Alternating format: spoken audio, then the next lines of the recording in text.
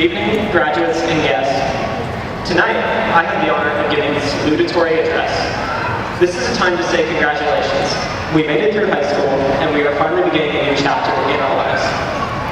It was a long and not always easy path, but we've gotten through it now. There were many ups and downs throughout our high school careers, but I am certain many of us can look back on this experience fondly. We've had fun times, made good friends, and possibly even learned a thing or two. Again, congratulations to each of you for all of your immense successes. With this idea in mind, I would like to offer my own perspective. It seems we are quick to give praise and congratulations to those we perceive as the best, the first place finisher, the number one, the star of the show. Surely, they are worthy of praise for their accomplishments, but what about the other guy? I believe the sidekick, the supporting role, and the like are just as deserving of the limelight. It would be improper to leave out those who help the top get to where they are when distributing praise. After all, what's a CEO without the supporting worker? What prepared team doesn't have any backup players? In short, how can there be a number one without a number two? And take it from me, I know a lot about the number two.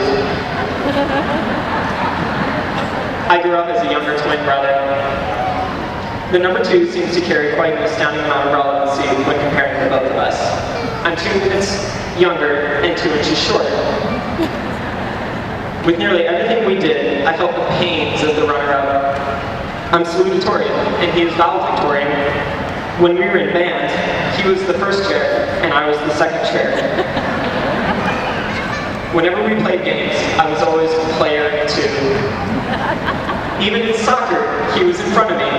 He played midfield. I was a defender. But that's alright. I'm perfectly fine with being the second twin.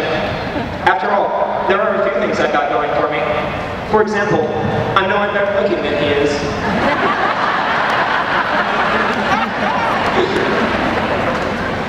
What I want to say is that, speaking from experience, it's okay if you fall a little short.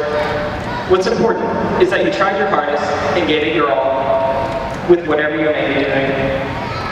Don't get me wrong, we should all strive to be the best, or be at the top. Life, however, often gets in the way. I believe we all can find happiness in knowing that we put forth our best effort, and that is all that truly matters.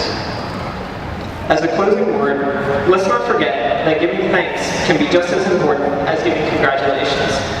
I'd like to take this time to thank, on behalf of all of us, our family, teachers, coaches, administrators, friends, and everyone else out there who have made an impact on our lives.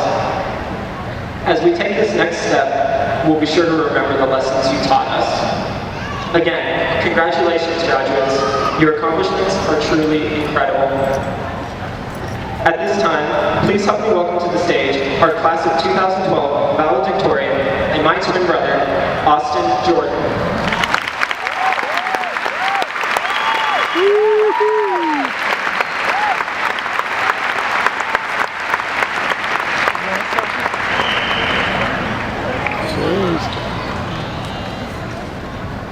Good evening, everyone. As I'm sure you've noticed, I am in fact the twin brother of the salutatorian. Since this is somewhat of a rare occurrence, many people wanted to suggest a few ideas for our speeches.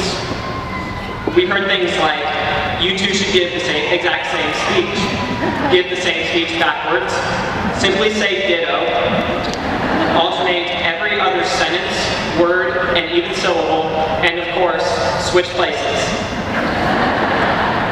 I found all of this to be interesting, if somewhat impractical advice. Nonetheless, I was determined to make a way to incorporate one of these ideas into my speech.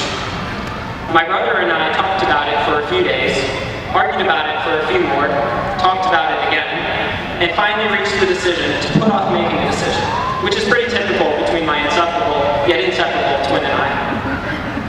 The day before I was supposed to turn the speech into Mrs. Cook, I found that I had spent so much time trying to figure out how I wanted to give my speech that I hadn't figured out what I wanted to say. It's unfortunate to say, but I spent the final day before it was due in a hospital with my mom. Interestingly enough, it was here that I finally found the inspiration for my speech.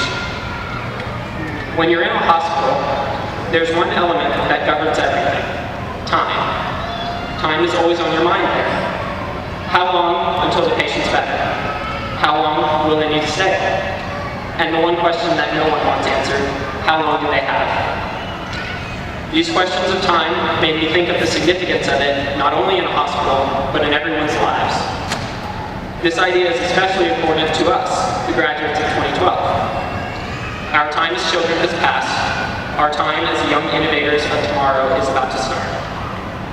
That time too will pass, and one day we'll be able to impart our wisdom upon our children. This is what I'd like to talk about. Nothing is more valuable in this world than time. You only have so much, and it is a resource that is all too easily wasted.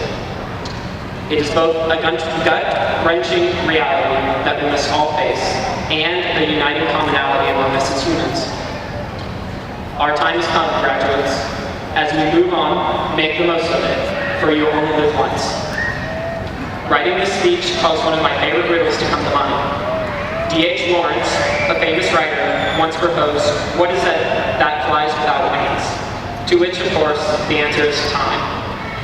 Enjoy tonight, everyone, as many will claim that it is one of the happiest times of your life. Thank you.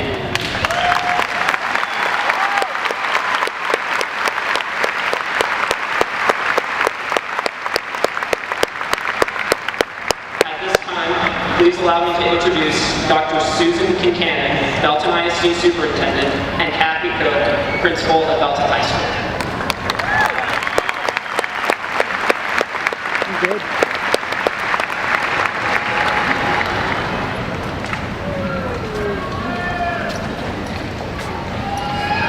Will the graduating class of 2012 please stand?